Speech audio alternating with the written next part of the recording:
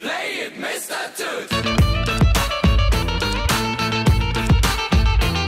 Yeah! Play it, Mr. Toot! Hey! Hey! Play it, Mr. Toot! L'écriture apparaît donc il y a 5000 ans. Et c'est là que débute l'histoire. On est tous d'accord. Mais où l'écriture apparaît-elle? Eh bien, pas en Europe, mais dans le Croissant fertile. Et pas seulement là, ce serait trop facile. Également, plus tard en Inde et encore plus tard en Chine, c'est-à-dire là où des sociétés complexes se sont développées, là où des villes sont apparues. Le Croissant fertile d'abord, c'est une bande de terre cultivable, entourée de déserts, qui s'étend entre la vallée du Nil en Égypte jusqu'au bassin du Tigre et de l'Euphrate en Mésopotamie, en passant par la Palestine et la Phénicie.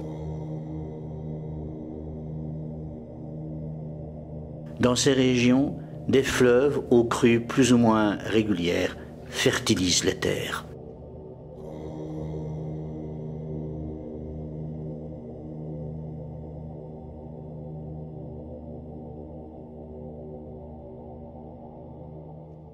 L'écriture apparaît parce qu'elle correspond à un besoin. Le besoin de faire du commerce, d'échanger, de faire les comptes.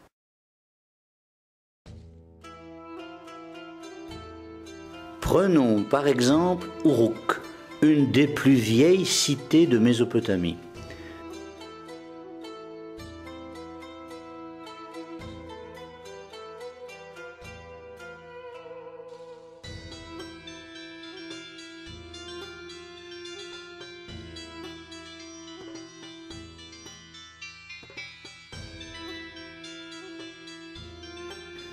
Voici que nous nous y promenons vers 2900 avant Jésus-Christ, au moment où apparaît l'écriture.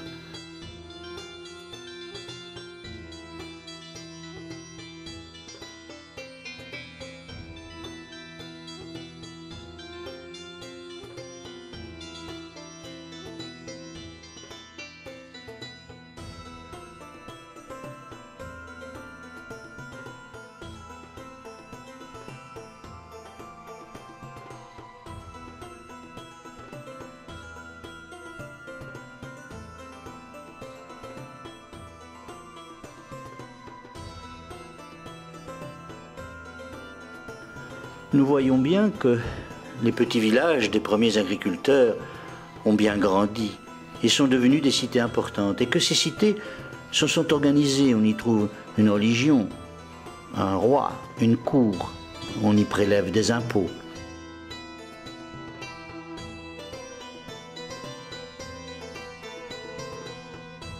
Et pour tout cela, les habitants ont besoin de registres, de comptes, besoin de communiquer, de s'organiser.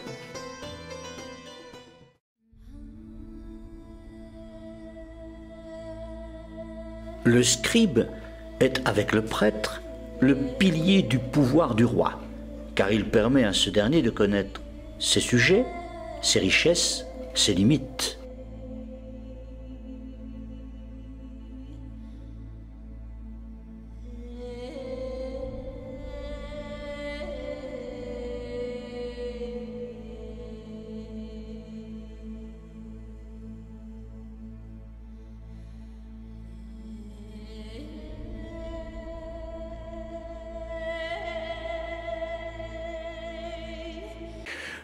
On dit que l'histoire commence en Mésopotamie, c'est vrai, mais d'autres régions aussi vont par contagion entrer dans l'histoire parce qu'elles adoptent à leur tour l'écriture, sans doute parce qu'elles font du commerce avec la Mésopotamie. Ainsi l'Inde connaît l'écriture vers 2500 avant Jésus-Christ, puis la Chine 1000 ans plus tard, au moment où les Phéniciens, habiles marchands de la Méditerranée, inventent le premier alphabet. On le voit, la civilisation se diffuse à partir de la Mésopotamie, plus exactement à partir du sud de la Mésopotamie, à un pays qu'on appelle le pays de Sumer. C'est là que tout a commencé. C'est là que les premières cités sortent de terre, comme Uruk, que nous avons visité, mais aussi Lagash, Ur, Obeid. C'est dans cette région que naissent les mythologies les plus anciennes. C'est là